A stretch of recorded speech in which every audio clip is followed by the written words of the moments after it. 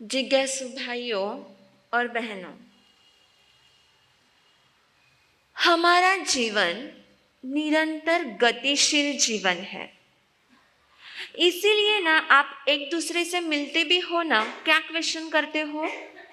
किसका चालू है, कैसा चल रहा है, कैसा ठहरा है, ये क्वेश्चन आप नहीं पूछते हो। आप क्या पूछते हो? कैसा चल रहा है। यानी कि हमारा जीवन निरंतर गतिशील है। जन्म होता है, मृत्यु होती है और दोनों के बीच का टाइम पीरियड यानी लाइफ होती है, जीवन होता है। जब जन्म होता है तब भी जीवात्मा अकेला होता है और जब मृत्यु होती है तब भी जीवात्मा अकेला होता है। यहाँ पर एक भी पर्सन आप ऐसा बता दीजिए कि जिसने बॉर्न होते ही, जन्म लेते ही धन संपत्ति साथ में लाई, फैमिली साथ में लाई, अपने मम्मी पापा को साथ में लाया है? कोई मेंबर ऐसा नहीं।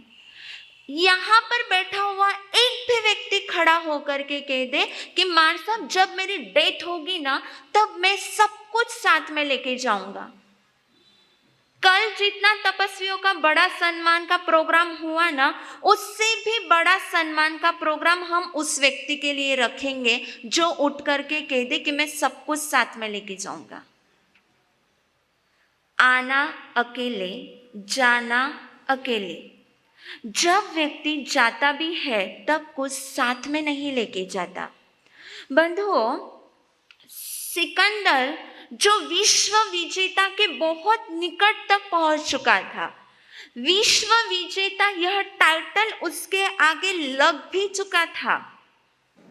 बहुत छोटी उम्र थी, बिस्तर पर लेटा हुआ था और पास में खड़े डॉक्टरों ने कह दिया, सिकंदर अब तुम्हारे पास बहुत कम टाइम बचा है, बहुत भयंकर बीमारी ने तुम्हारे शरीर को घेर लिया है, तुम्हारे पास बहुत कम टाइम बचा है।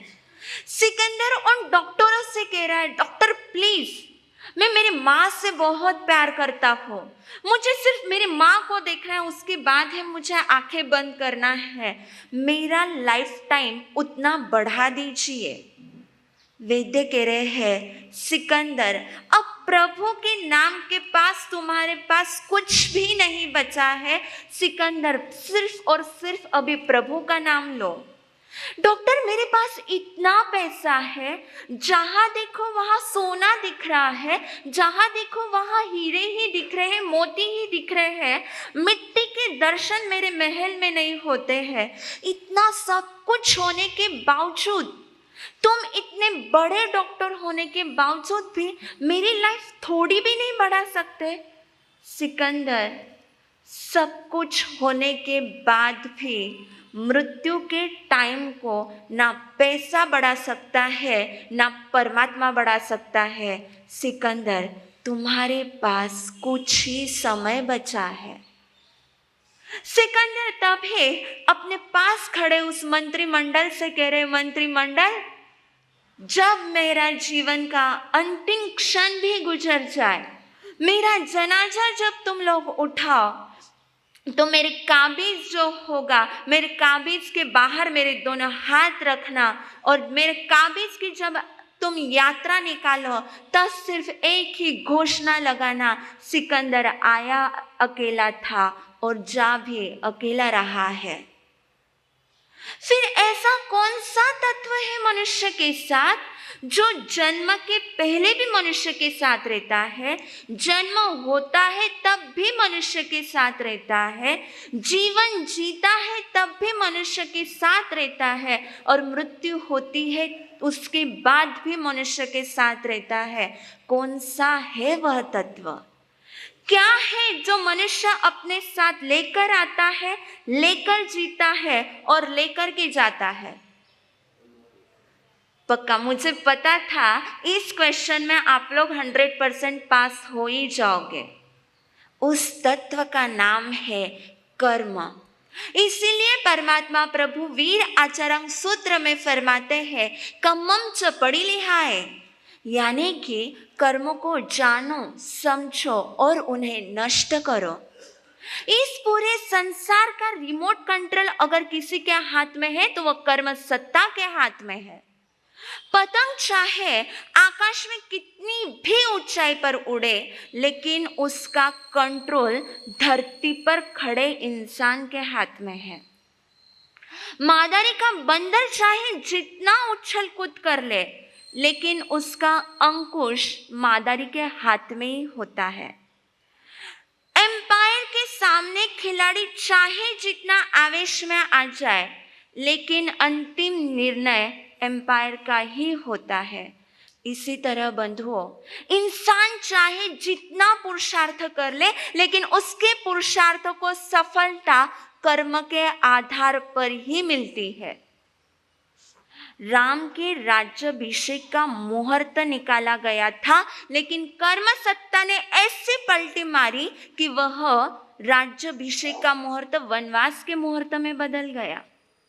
राजा जनक सीता का हाथ राम के चरण में देखकर के निश्चिंत होना चाहते थे, लेकिन सीता की जीवन कर्म सत्ता में रावण के वनवास में, रावण के शरण में लिखने का लेखा लिख चुका था। मन में क्वेश्चन आता है, अगर हम पुरुषार्थ करते हैं तो हमें निश्चित 100% सफलता मिलती है बंधुओं, लेकिन कर्म सत्ता का काम यही है, इंसान ने जो भी किया है उसको तहस नहस कर डालना। सिंपल सा एग्जाम्पल है इंदिरा गांधी। इंदिरा गांधी की हत्या किसने की थी? उसकी ही बॉडीगार्ड्स ने, उसकी ही सुरक्षा कर्मियों ने की थी। कोई आतंकवादी ने इंदिरा गांधी की हत्या नहीं की थी। कोई दहशत फैलाने वाले लोगों ने इंदिरा गांधी की हत्या नहीं की थी। दो बॉडीगार्ड ने, सितवत सिंह और बियवंत सिंह, दोनों बॉडीगार्ड ने ही इंदिरा गांधी की हत्या की थी। बंधुओं, हर सप्ताह उन दोनों गार्ड्स को ट्रेनिंग दी जाती थी कि तुम्हें इंदिरा गांधी की सुरक्षा कैसे करनी है, कौन से दिशाओं में कब तुम्हें देखना है, कहां से अगर अचानक आक्रमण हो रहा है तो तुम्हें गन कैसे चलाना है। हर महीने नहीं, हर सप्ताह उन दोनों को ये ट्रेनिंग दी जाती थी। लेकिन उन ट्रेनिंग देने वाले लोगों को भी नहीं पता था यह ट्रेनिंग इंदिरा गांधी की सुरक्षा के लिए नहीं, बल्कि इनडायरेक्टली हम लोग इंदिरा गांधी की हत्या के लिए ही ट्रेनिंग दे रहे हैं। बंधुओं, एक नहीं, दो नहीं, 30 गोलियां झाड़ करके इंदिरा गांधी की हत्या की गई। उस समय की सिचुएशन ऐसी थी कि जो भी पीएम होता है उसके आवास के आगे एम्बुलेंस रहती ही है। उस दिन भी इंदिरा गांधी के घर के आगे एम्बुलेंस थी, लेकिन एम्बुलेंस चलाने वाला ड्राइवर नहीं था, इसलिए सादी कार में इंदिरा गांधी को ले जाया गया।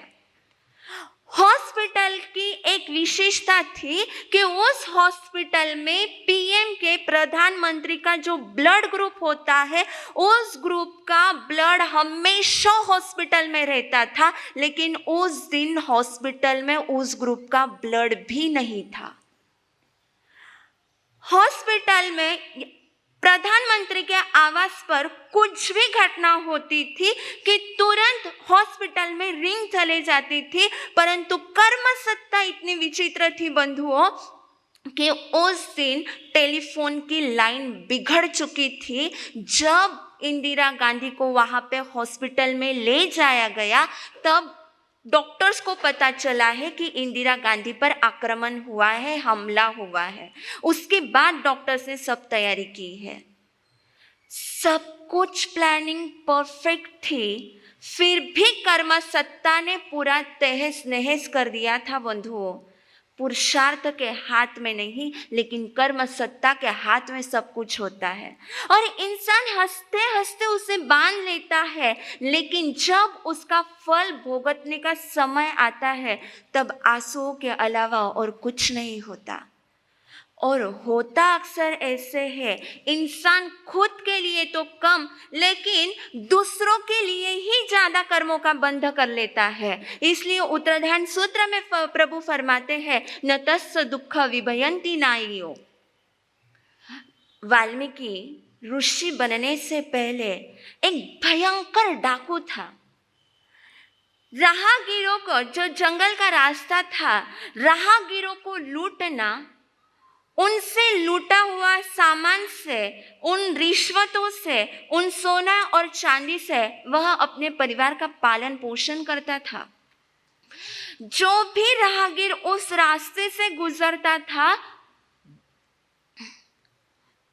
जो भी राहगीर उस रास्ते से गुजरता, मन में एक भय लेकर के गुजरता था, कहीं वाल्मीकि सामने न आ जाए और हमारी जीवन लीला को समाप्त न कर दे। हुआ ऐसे कि उस रास्ते से 7 ऋषियों का जाना हुआ।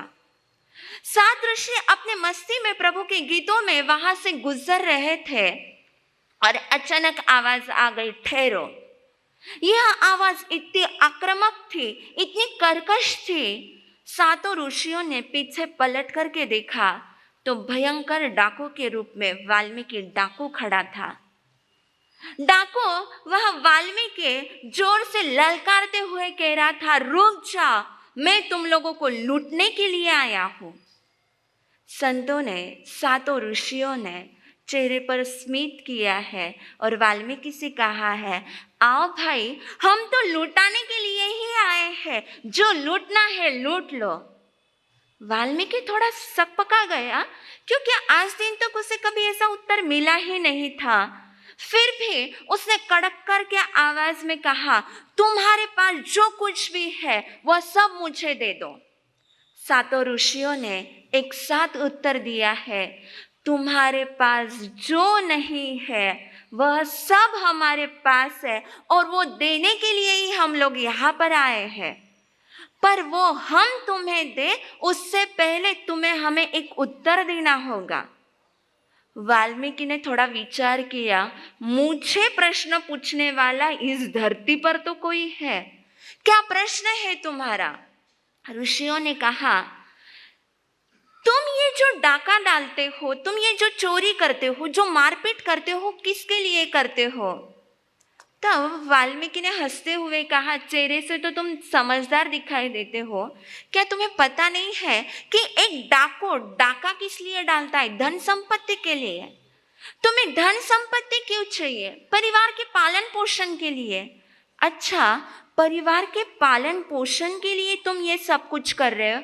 हाँ, एक बार सिर्फ उन परिवार वालों को पूछ कर के आओ, एक बार सिर्फ उन परिवार वालों को पूछ कर के आओ, जब ये डाका डालते हुए जो पाप तुमने किया है, वो पाप जब तुम्हारे उदय में आएगा, क्या ये फैमिली मेंबर्स उससे बांटने के लिए तुम्हारे साथ आएंगे? क्यों नहीं आएंगे? मेरे परिवार वालों का मेरे पर अत्यंत स्नेह है, मैं दुख में रहूं ये चीज तो उनको सहन ही नहीं होगी। एक बार जाकर पूछ कर के तो आओ। वाल्मीकि ने ऋषियों की बात मानी है और घर पे गया है। बंधुओं, घर पे सेम क्वेश्चन किया है, आंसर क्या मिला होगा? जो तुमने किया है पैसे में हम बंटवारा कर सकते हैं, लेकिन तुम्हारे तकलीफों में हम बंटवारा नहीं कर सकते।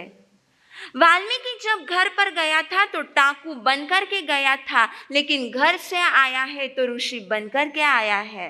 उन ऋषियों ने कहा है, वाल्मीकि 5 उंगलियों में छोटी उंगली का दुख भी अगर बड़ी उंगली बांट नहीं सकती, तो तुम्हारे दुखों को तुम्हारे परिवार वाले भी बांट नहीं सकते।